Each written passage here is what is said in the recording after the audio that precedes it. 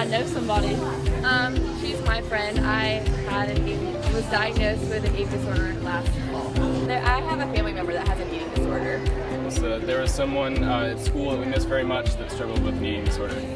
I do. I know folks that have eating disorders. I know families that have survivors. When I grew up in Louisville, and I had many friends that had eating disorders. Some of my very best friends had eating disorders, and there was nowhere for them to go in Louisville to get treatment, which was really frustrating to me. And I also just wanted to understand more what was happening with my friends. So I ended up going to graduate school and training and treating and doing research for eating disorders because I saw this huge need in our community that needed to be filled. I've worked in fitness my entire career, and I've had folks that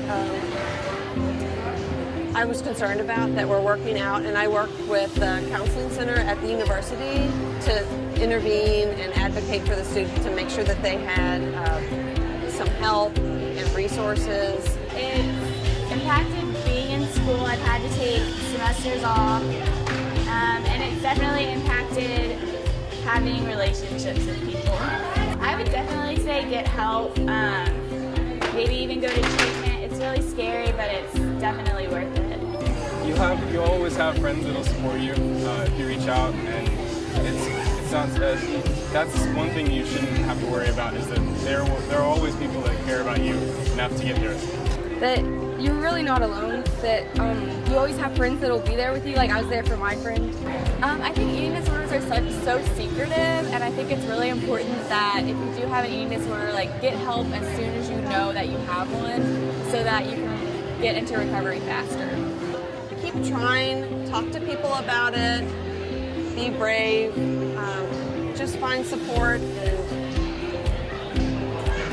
use your story to help other people with their own struggle.